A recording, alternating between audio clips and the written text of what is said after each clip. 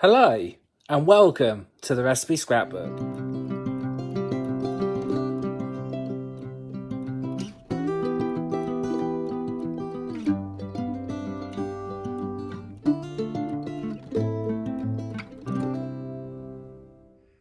Today I am going to show you how to make the absolute classic macaroni and cheese recipe using the Roux Sauce Method.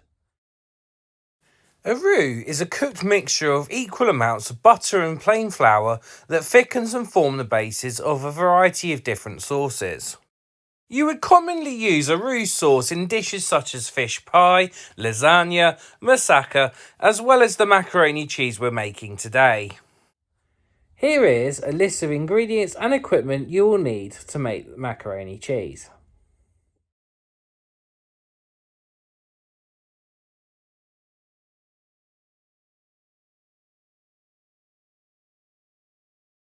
Step 1.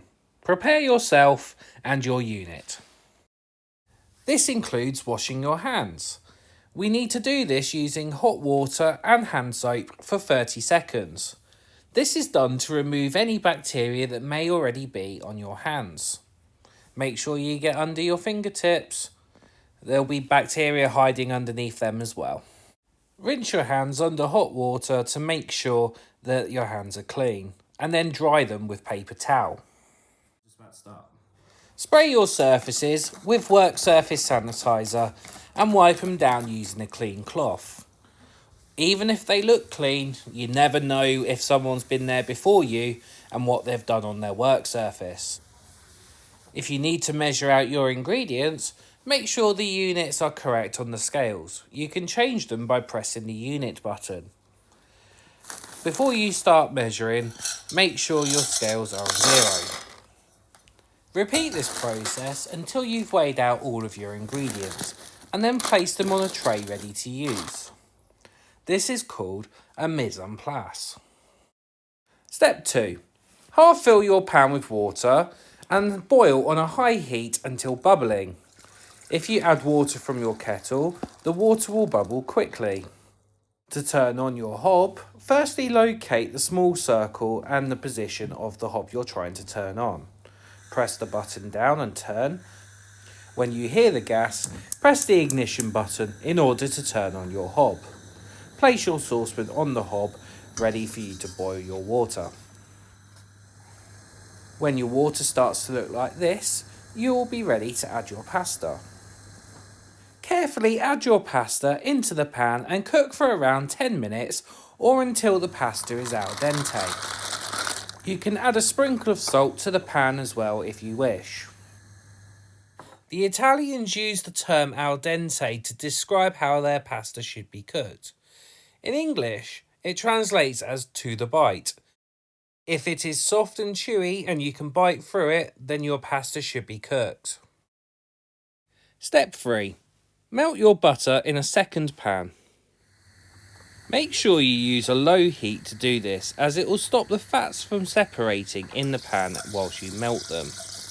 When you have a smooth, runny yellow liquid, turn your heat off. Add your flour and mix it into the butter with your whisk until you have a smooth but thick paste. Meanwhile, don't forget to keep stirring your pasta. You should see that there is a white foam developing at the top of your pan. This white foam is starch, a polysaccharide that occurs naturally in foods such as pasta, bread, rice and potatoes. Government guidelines dictate that we should base all of our meals on starchy carbohydrates, as they provide our body with slow-releasing energy.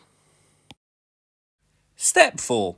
Whisk your milk into the paste a little at a time until you have a smooth mixture. Start off by adding tiny amounts of milk into the pan. Whisk well until you once again have a smooth paste. You can then add more milk and repeat this process once again. You will notice at this point that the paste itself starts to become more runny. It is important at this point to make sure that the sauce is smooth, because when you add more milk, it will be harder to take the lumps out. Once smooth, You can gradually add the rest of your milk. You should be able to do this more quickly now, as you're no longer working with a thick paste. Continue whisking your milk in until you have a completely smooth, runny mixture. You need to complete this process off the heat to stop the sauce from cooking too quickly and burning the flour, as well as stopping lumps from forming in your sauce. Step 5. As soon as you've added all of your milk, turn your hob on to a high heat. As soon as you start whisking, please do not stop, or else your sauce will now become lumpy. It's imperative that you make sure you continue whisking until the sauce thickens. This process will take a few minutes, but it's important to remain patient and keep whisking. Even if it starts to hurt your arms, keep whisking. Eventually, the sauce will thicken, and it's important that you keep whisking even then to make sure that there are no lumps forming. You will see very quickly now that the sauce thickens. As the sauce becomes thick and viscous, you will then know when to turn off the hob. The process of the sauce thickening in this instance is known as starch gelatinization. When starch granules are heated in a liquid, they swell and burst, which results in the liquid thickening. In this recipe, gelatinization causes the sauce to thicken slowly. However, as the sauce temperature comes close to 96 degrees Celsius, it will then burst into life and cause it to thicken really quickly. Once you remove the pan from the heat, the sauce will continue to thicken as it cools. You will see this in the pictures on the next step. Step 6. When you have a thick sauce, turn off your hob and add most of your grated cheese, leaving some for later.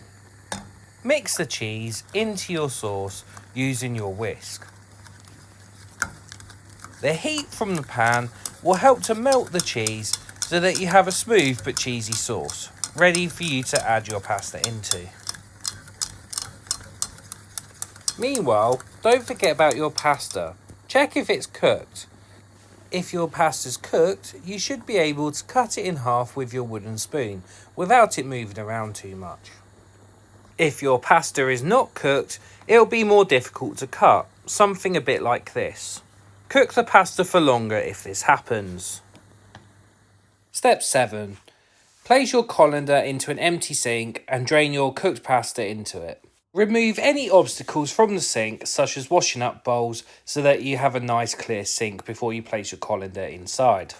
At arm's length away from your body, pour the pasta into the colander, making sure that all the water drains clear. You can then rinse the pasta under cold water in order to stop it from sticking and to cool the pasta down so you don't burn yourself. Shake off any excess water from the pasta until it drips dry. Place the colander into your saucepan and take back to your workstation, leaving your pan on the hob like this. If you have any additional flavours you'd like to add to your cheese sauce, you can add them now. Things like cooked bacon, herbs and spices. I'm using garlic and herb in this one. You can then add your pasta and mix it all in together until the pasta's well coated. Step 9. Place your macaroni cheese in an oven-proof dish and sprinkle the remaining cheese on top. Once you've done this, you even then have the option to grill your macaroni cheese should you wish to. Just remember, if you do this, then your dish will become hot, so be careful as you remove it from the grill. Finally, you will need to wash up and clear away your workspace. To do this, make sure you wash up in clean, hot, soapy water, as well as dry and put your equipment away and wipe down your work surfaces with sanitizer. Hopefully your macaroni cheese looks something a bit like this when you have finished. A thick, creamy, cheesy sauce, glazed over the soft al dente pasta and topped with the crusty melted cheese. So there we have it, everybody. The classic macaroni cheese recipe using the Roux Sauce Method. I've been Mr. Fowler, and thank you for joining me today in ripping a page out of my recipe scrapbook. Goodbye.